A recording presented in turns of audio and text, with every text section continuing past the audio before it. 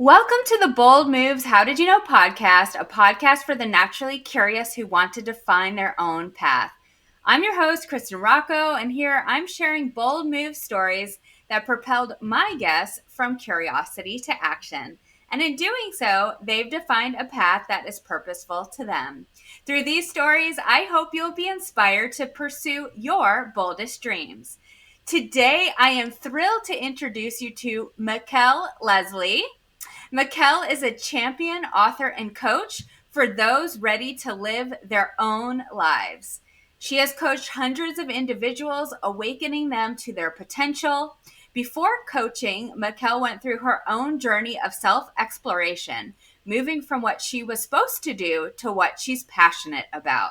Her journey started with engineering, technology, and sales, and has led her to inspiring others to stand up for their own lives. Mikkel, welcome to the Bold Moves podcast. I am thrilled to have you here. How are you? I'm doing so well. Thank you so much for having me. I'm excited to hop in and chat about bold moves, our lives, everything. Me too. Speaking of that, I love your bio. It's very empowering. And it reminds me that we both have somewhat of a connected or parallel path message of helping people live their potential. And of course, we all have journeys that led us to the path of our full potential. Would you mind taking us behind the scenes of your life and talk about what's your life look like up to this point? Yes, it is quite the journey for sure. So sometimes I say that I've lived multiple lives in my one life because my journey, my path has been so different. So as I mentioned in the bio, I have an engineering degree in environmental engineering. I did that for about 9 months and I was like, nope, this isn't for me. I don't like sitting behind a desk. I like to interact with people more. So I was like, oh, maybe sales might be the answer, the thing that I like to do. And so I went into that, and it was all technology and sales and working on automation, which is cool and interesting. And one job that I had, it was kind of like how it was made every day. So I was behind the scenes in production facilities, seeing how bottles were made or packaging, all sorts of different things. So I have an idea of how all these different things are made, which is really cool.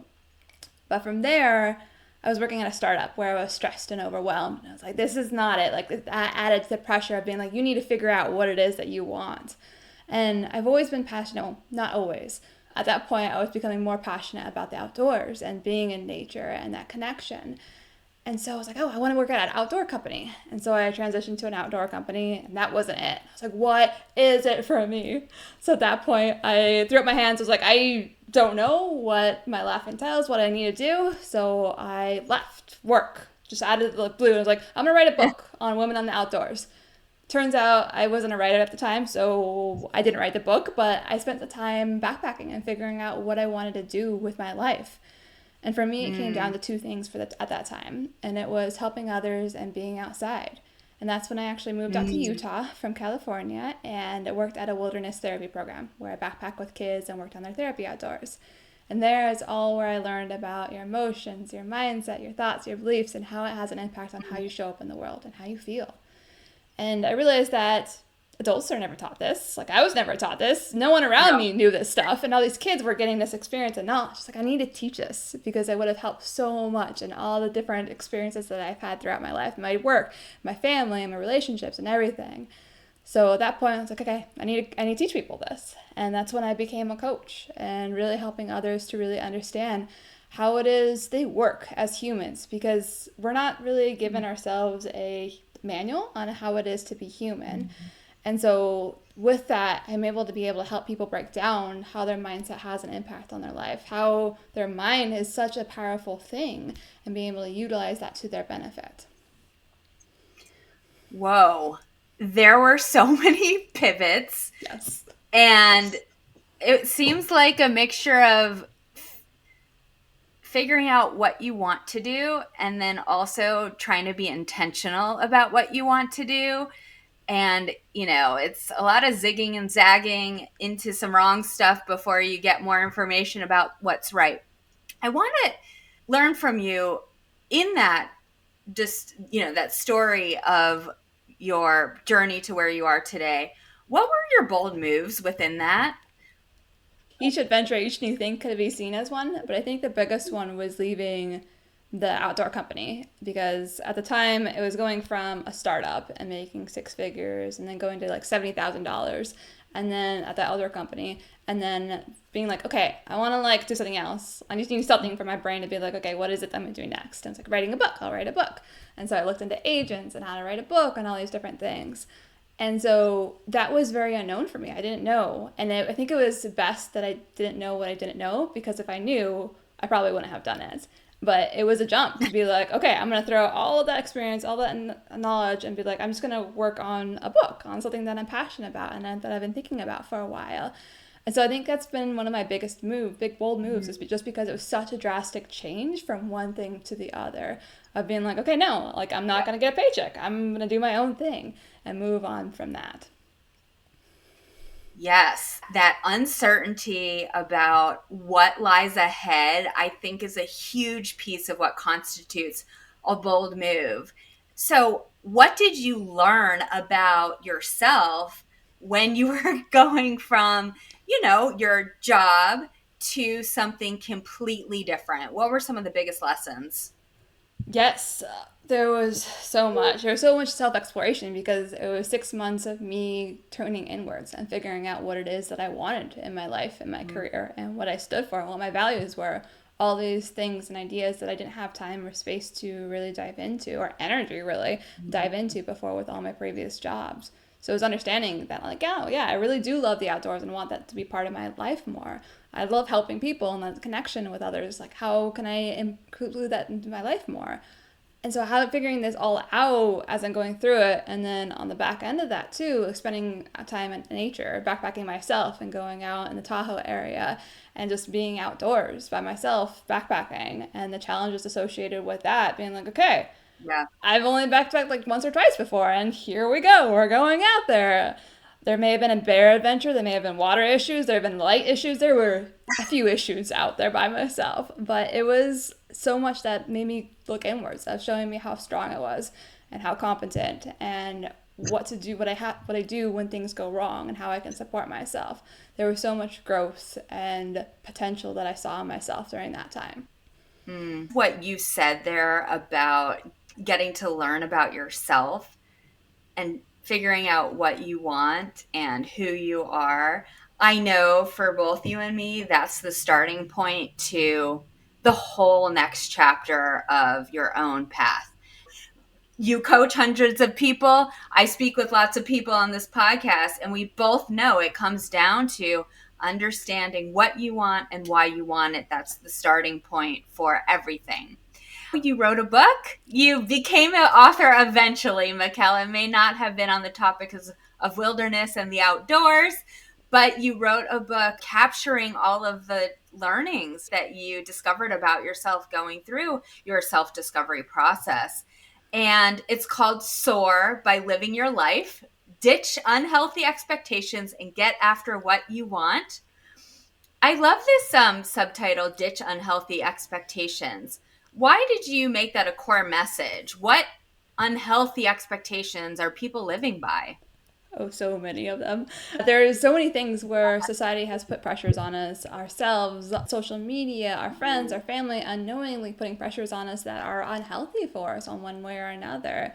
So this could be about how you look, or the job that you have, the money that you make, your weight, your relationship. There's so many different components of your life that can be expected of you. And if you don't know for Right. yourself of what those expectations that you have for yourself, you can't really dive in and be like, okay, that's not me. That's not what I want anymore. That's not the life that I want to live. And only by knowing what you're seeing, what you're hearing from yourself, can you rewrite that narrative for yourself and be able to say, this is what I want to stand for. This is who I am. This is who I am becoming. Mm. And this is the life that I'm going to live. And so it's a pulling back of all the things that everyone else has said that you've picked up over your life, and really rewriting that narrative to one that is based on your own values, to who it is that you want to be within this life. Mm. Mm. When do you think people stop to take stock of that question? Because life is full of routines and obligations and responsibilities. When you're working with your clients, Do you see a pattern around when people start to reach out to you and say, enough is enough? I got to start living my own life? Yeah, there's different points for individuals, and it really is that enough is enough for a lot of them. And being like, okay, I've lived my life so much so far. There's got to be more to life than this. And the biggest thing is that stress and overwhelm that they're feeling, that pressure to live up to those expectations of everything that they've built within their lives, and realizing that this is not right. This is not what they want. And so it could be a relationship trigger where they're fighting with their partner a lot, and they're like, something's wrong, something's off. I need to get this fixed. I need to leave them. I need to do something different. Or it might be their job, where like, I'm done. Like, I can't have this anymore. Or it Yeah. could be anything else that triggers them to be like, I want more from life, and this is something's wrong. Something's different. And it's hard because in truth, there's nothing wrong with them. It's this understanding that something is wrong with them, that they put all these, like, it's like a big blanket that they put on themselves of everything else that's going on, that there's something that's holding them back from their true potential. And once that's released, then they can become who they are, because they're worthy, they're enough, they're full of potential all by themselves. But because of all these expectations, all these requirements that they put on themselves, they're not enjoying life as they're living it today. And so it's beautiful to watch them blossom, to grow into that true potential of who they can become, to see them in amazing relationships, to see them start business, to see them let go of clients and welcome new ones in at Yeah. higher rates. There's so much that can be had when you're living your truth. I just got a visual image of a metamorphosis of a caterpillar to a butterfly, and that's really what it seems like. People do blossom from, where they were or who they were to now who they are becoming. And the first part of that, as we already spoke to, is really getting intentional about that and asking yourself those really, on paper, they're easy, right? But they're not easy. They're very hard. It took you 6 months.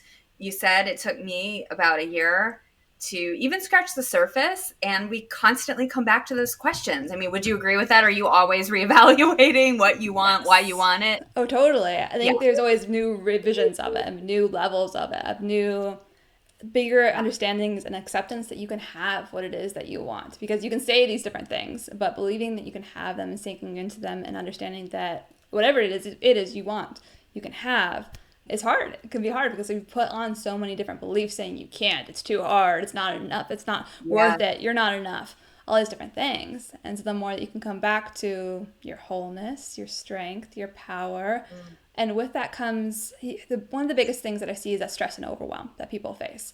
And so the biggest thing that can help with that is space, is relaxation, is taking a deep breath and letting it all go and being present to your Yeah. life. Meditating, yoga, going on walks, playing with your kids, and being present. All those different things can really refocus you to the here and now and decrease the chatter of all the pressure of the future, of the past, all the expectations that you've had over time, and Mhm. really allow you to live your life. It doesn't come without the intentionality, as you said, about shedding those old things. That takes work, but the other side is just as beautiful as that butterfly, isn't it? It is, it truly is, to really see your true potential. Because on the back end of it, as you're metamorphosizing, you don't know what you're going to look like. You don't know how good life is going to be until you get to the Yeah. other side. And so all these doubts and fears are still there, and you're questioning it, and you're doubting it, but you're still doing it. Yeah. And then you get to the other side, and you're like, oh, this is it. And a lot of people that I work with, they're always afraid like their other shoe's going to drop. It's like, this is not going to be their life forever. Yes. So it's getting used Yeah. to that life as their own, and really sinking into your life can be this good. Your life is this good. This is your life now. And really releasing the old and becoming the new. I want to dive deeper into some of the topics, these deeper topics that you talk about in the book. But when I was reading the foreword or the introduction, I was stopped when I read this line. You said, if nothing else, I want this book to show you that you have choices. That's a big message. And I was curious about why this was an important message for you. Why was the intentionality behind the book to show the readers they have choices? there's so much that tells us that we can't, that we're not good enough, that we should be thinner, we should be richer, we should be living the millionaire life, we should be living something that isn't our own. And so knowing and stepping back to be like, wait, I can choose how I live my life. I can choose when I wake up in the morning. I can choose what job I have. All these different things you're choosing. And so bringing it back to realizing that each day that you wake up, each day that you go to work, you're actually choosing that action to go to work, because you could not go to work. Like, that is an option for you. Like, technically at the root of it, it is an option. Yes, there's consequences. Yes, you might have to pay bills. Yes, you might have to move. Like, there's all the different things. But at the end of the day, everything you do is a choice. And the more that you can be aware of that choice, the more that you can see, I can change this if it's not working for me. I can change my relationship and how I talk with them. I can change my work and what I'm doing there. I can change my business and allow it to be more fulfilling. I can change how I show up with my kids. There's so many different ways that you can create the life that you really desire. And by stepping back and realizing that it's all a choice, then you can really see, like, oh, like, I can change this. I can make things happen in ways that really align for me.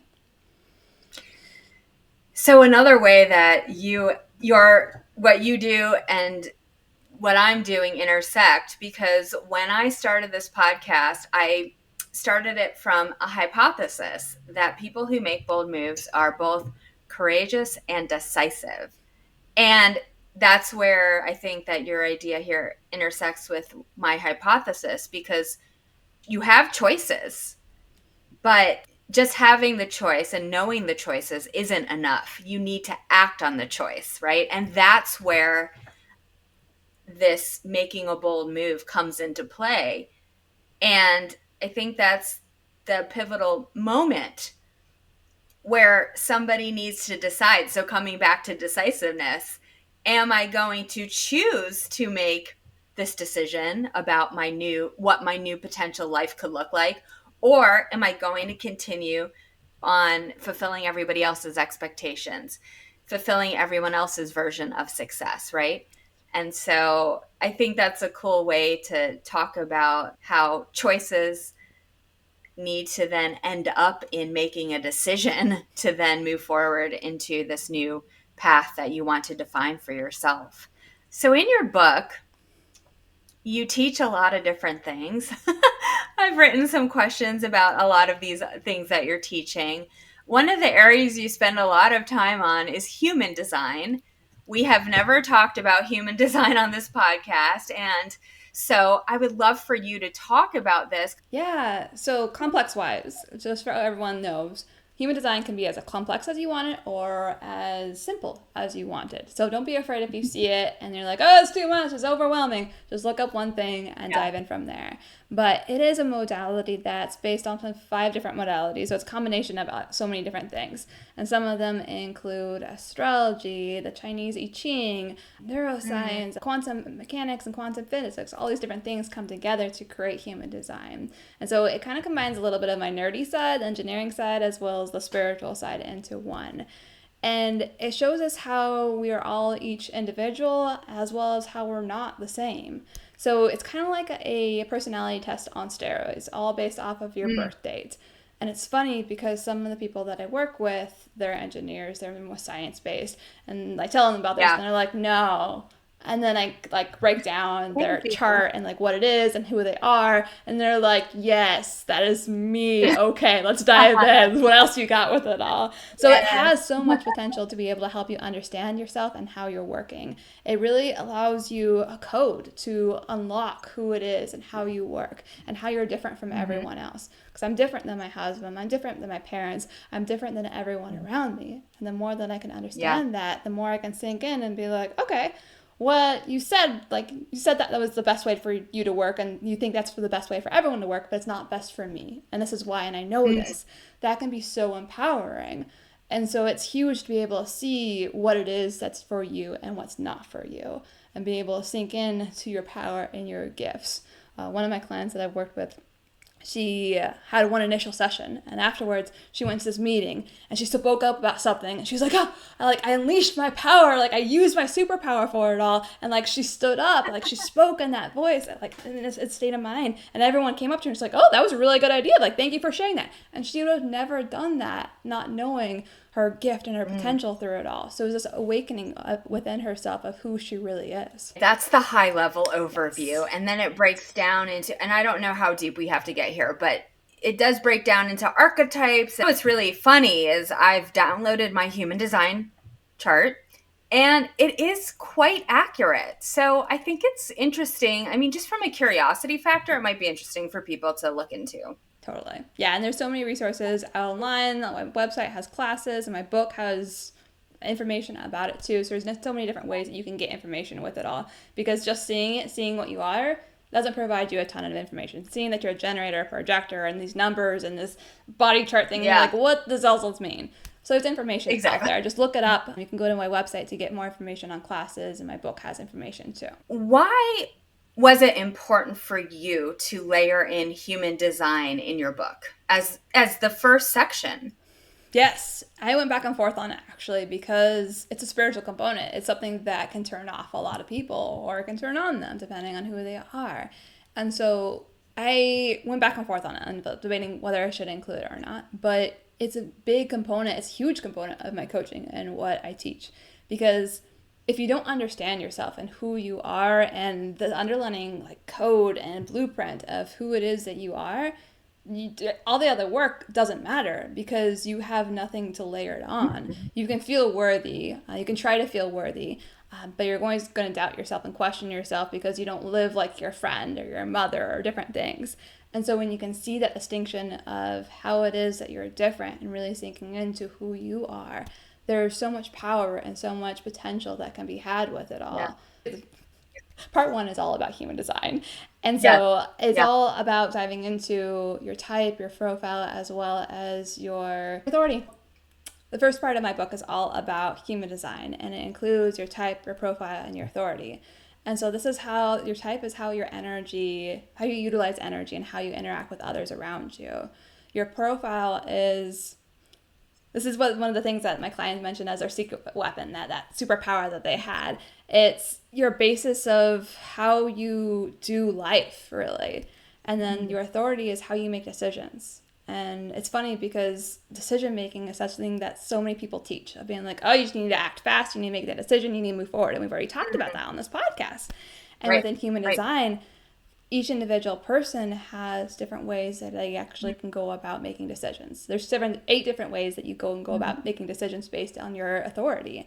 And so knowing that, like for me, I am an emotional authority, which means that I need to make a pause to make decisions and allow my emotions to settle before making them. So my natural tendency before learning this was get super excited about something, see an offer and be like, oh, I totally need to do this. And I've bought programs like this. I've bought like so many different things. And it's always like burnt out and like not gone very well. Or like a lot of the time it had because I was riding this high and being bought into it and pulled in. Or on the other side, where I was feeling a negative emotion, or stress, or anger, or anything else, and I would do everything and anything to get out of it. And that was not the best time. And so human design taught me that I can actually wait to be able to allow those emotions to settle and figure out, once everything settles, what is it that I actually want to do? And that opened such a window for myself to be able to see, like, oh, life's a lot easier when you're not just riding this wave of emotions that go in and out of your life. And 50% of the population actually has an emotional authority. So if you don't know this, you're going to have same things where I was. You're going to be buying things when you're in this emotional state. You're going to be trying to get out of those negative emotions as fast as possible. There's so much that can be learned about yourself by understanding who you work. Yeah, and I wonder if you have any thoughts on this. I've just been researching the topic of journaling and the science behind journaling, and you triggered me to think about it because we have such emotional response. I mean, we are all humans, which is probably why 50% of us get that emotional response, and that's how we make decisions. But sometimes the emotions can be so overpowering.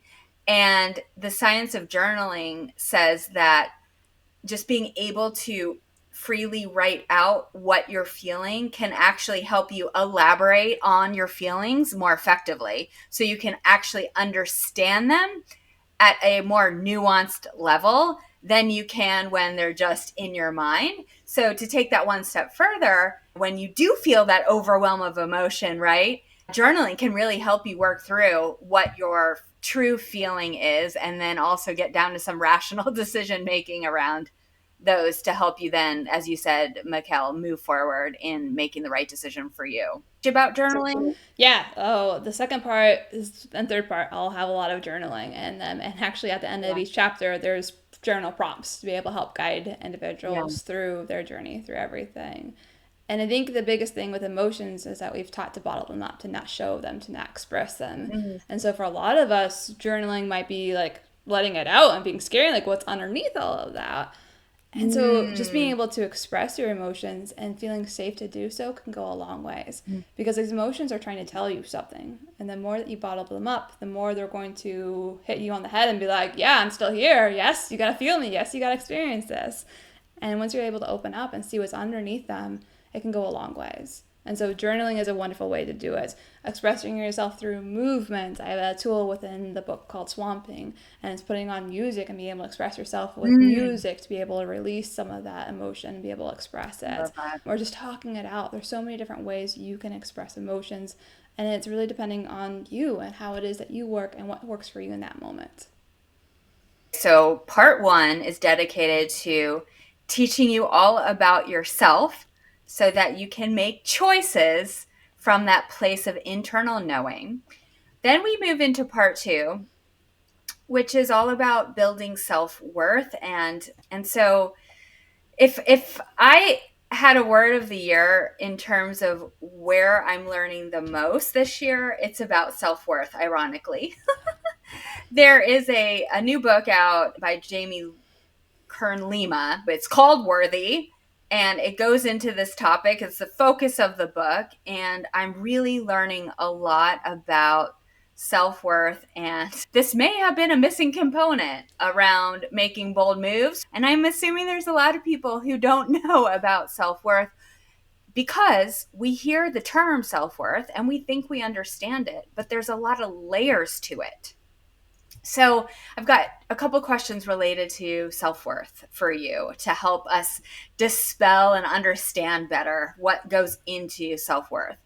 And the first one is, why is building self-worth non-negotiable for making bold choices and bold moves? If you're not feeling worthy in those choices, all the doubt, all the fear is going to hold you back. It's not going to move forward. Without self worth, you're not going to move forward. You're not going to take those hard, scary steps that you need to make it happen. You're just going to be stuck and stagnant and being like, it's not worth it. Like, what's the point? There's no reason to do it. I'm okay right now. Like, I'm not worthy of it. You're going to be stuck. You're not going to move forward. So it's non negotiable, because it doesn't, without it, you're not going to move forward. If you don't want to move forward, or if you're making excuses about moving forward, there's some level of worthiness at play. And I think that's how you can start to really understand where some of your limitations are or your limiting beliefs are. Can you shine a light on some of those other things that go into this bigger, broader term of self-worth? Yes, there's so many different, well, there's so many different components, and then it's also so simple too. It's this thing that is an enigma Yeah. in a way, because it can be as complex or simple as you make it. Because worth, if you're able to sink in and feel worthy, like, done, all right, cool, move on. Like, you can make it happen. You can make steps to make it happen. But to actually make that happen can be Mm. hard, because you have all the external expectations, you have all the doubt, the fear, the questions, all the things that want to keep you safe. So I think one of the things that really holds us back with stepping into the unknown and stepping into what it is that we truly want on those bold moves is the Mhm. unknown, is thinking and questioning and being like, the unknown's scary, the unknown's unknown, like, I don't know what to expect, I don't know if I'm going to be safe. And so part of worthiness is feeling safe, is feeling secure, is feeling loved and appreciated and at home with whatever happens. It's being able to be in your own company no matter what, and be okay and be at peace and be able to breathe and relax into, this is my life. Got this. I know what I'm doing. And so it's combination of trust, of safety, of knowing that you can make things happen no matter what. There's so many different things that can go into it, but the root of it is just worthiness. And so, as I mentioned, it can be as complex or simple as you want to make it. But the more that you dive into it and explore it layer by layer, the more you can really see that you are worthy. No matter what, no matter who says anything, no matter what doubts and fears that you have, you are worthy. And the more that you can come back to that, the more it'll serve you. I wonder if we can bring this to life too in a personal example, and that you might have to share, you might be willing to share, about where you were able to uncover the fact that you did not feel worthy in this area, and then by recognizing the fact that you had some things to work out, you were able to do the work and then ultimately feel worthy. And then what was that outcome? What was that success that you were able to achieve from there? Is there an example that you could think of that might highlight this idea of worth that can be elusive to people? Oh, yes. So I worked at the wilderness therapy program for about a year, and I left because there was like a little too much stress for my relationship. There's things going on where I was like, okay, it's time to move on. So I did. Okay. I was like, what's next? Because I didn't move into coaching right away. And part of it was the doubt, the fear, the concern of it all, the questioning doubts, the unworthiness. And it was actually at a dance event, and people were dancing inside. There was like a cool down area where we were sitting outside. And I was talking with someone. He was like, oh, what do you do? And I'm like, well, I'm in between jobs right now. Like, I don't know quite what I'm going to do. He was like, oh, what do you want to do? I was like, oh, I want to be a life coach. And he was like, oh, cool. So you going to be a life coach or what? And I'm like, what? Like, I can just decide and make this happen? And so that was a turning point for me, because at that point I was like, okay, I can be a life coach. I can do this. And sometimes we need others to believe in us before we do. And that's one of the beautiful powers of coaches and mentors, because they see that potential in you before you see it yourself. We've, kind of highlighted fear and doubt quite a bit in this conversation. It's that little guy on your shoulder, constantly in your ear, more than the angel, unfortunately. It's just chirping at you. I think there are practices, and I've definitely to myself now I'm training. Let me just put that out there. I'm nowhere close to being done, but you can train your brain to have more positive self-talk than negative self-talk, but it does take intentionality and dedication. So going back to the fact where you have the guy sitting on your shoulder chirping at you with all these you can't do it. You're not enough. Why do you think you can have that? I think that saying just don't fear it, just don't doubt yourself, is really terrible advice, because it's not that easy. It makes it sound easy. What have you done, and what have you seen your clients do, and maybe your friends do, to work through doubt and fear? And I like to say putting doubt and fear in the passenger seat, so they're not in the driver's seat, because it never leaves, right? I feel like when we make bold moves, we are doing it scared a lot of the times, but we've just put that doubt and fear in the passenger seat. So what are some practical, tangible ways in which you've been able to do that with fear and doubt? Yes. Before I dive into that, actually, I want to dive into the science behind it so people understand like what is actually happening behind it. All right.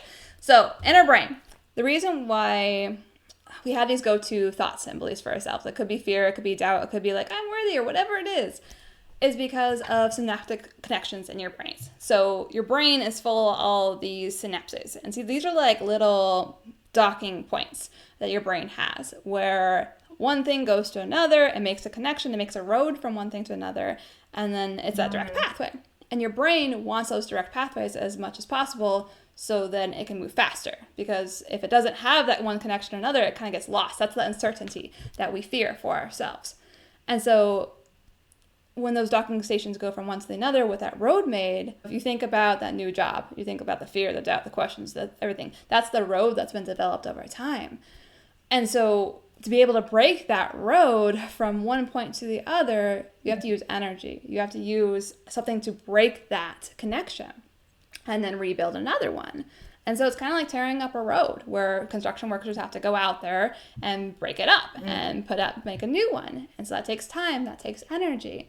And so the more that you can realize that, the more that you refocus back on the positive thoughts that you want to have rather than the negative ones, each time you come back to it, the more that you're creating that new pathway for your brain to be able to understand, I want to think about my new job, I want to be happy, I want to be excited, I want to be grateful. That's what I want to feel. And the more you can go back to that, the more that new road is created.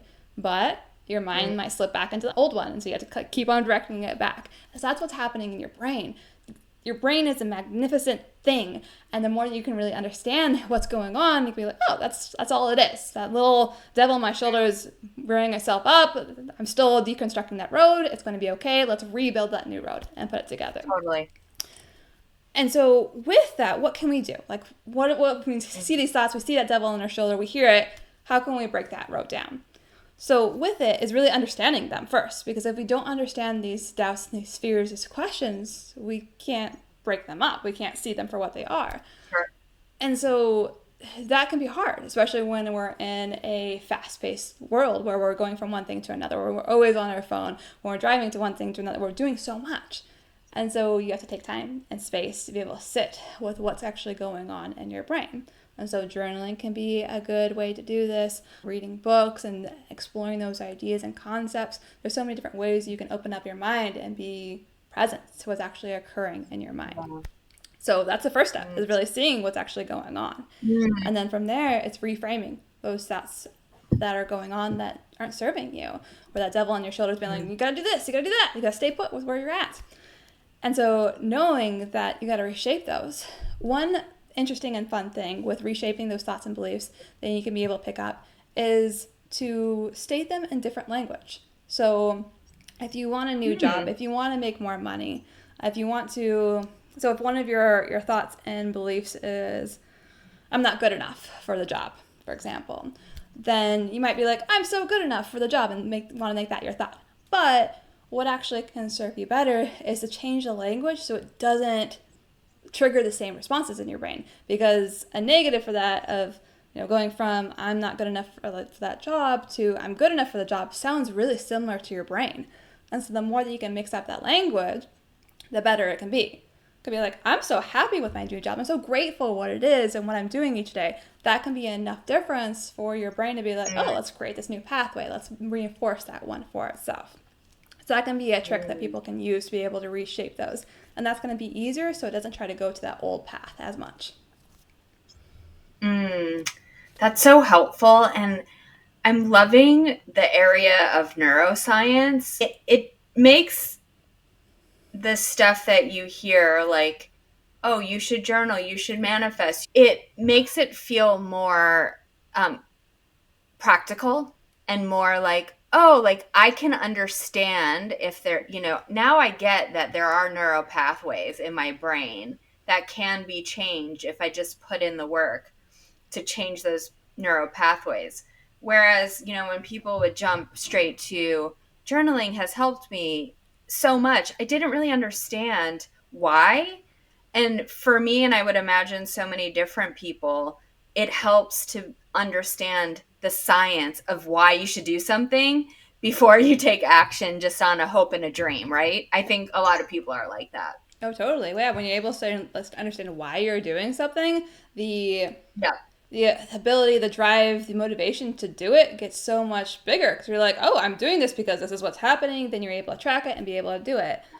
Studies have actually been done with this to be able to show that once you know what's actually happening, that there's more effects on your body.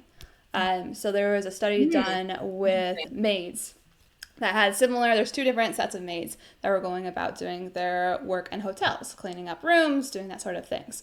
And one group of maids was told, oh, did you know that you're working out each day, you're doing all these different things? And the other one wasn't told anything. Right. And so the ones that, at the end of the time period that they had the study going on, the ones that were told they're working out actually lost weight. They ate healthier. They experienced life in a more uplifting way compared to the other ones that they weren't told. And so by knowing what we're doing, even though we're doing it each day, the more knowledge that we have and understanding about why we're doing it and how we're doing it and the impacts of it, the more impact it can Yeah. have on our lives. Oh, such a great place actually to migrate into the final question I ask all the guests, Mikkel, which is, what do you know today about being bold that you wish you knew earlier on? Oh, there's so many different ways that I could take this. First thing that came into mind was you are worthy. You can have it. Yeah. I think that's the biggest thing is with all the doubts and the fears, the more that we can sink into, you can have this. You can have all that it is that you want. The more we can sink into that life for ourselves. So that's what I would tell myself. Amazing. Mikkel, if people wanted to be in touch with you, how could they reach you? Yes, through my website, afulfilledlifecoaching.com, as well as my Facebook page. You can find me with my name, Mikkel Leslie, there. Awesome. And I'm going to link to Mikkel's book in the show notes. Thank you, everybody, for tuning in. Please make sure to follow this podcast so you never miss an episode. And while you're there, could I ask you to leave a rating and review? I really would appreciate it. It will help reach even more people who need inspiration and support for their bold moves. And it's just a little effort that will make a huge impact on somebody else's life. So thank you so much for helping the show out in that way. We will see you in the next episode. See you next time. Bye, everybody.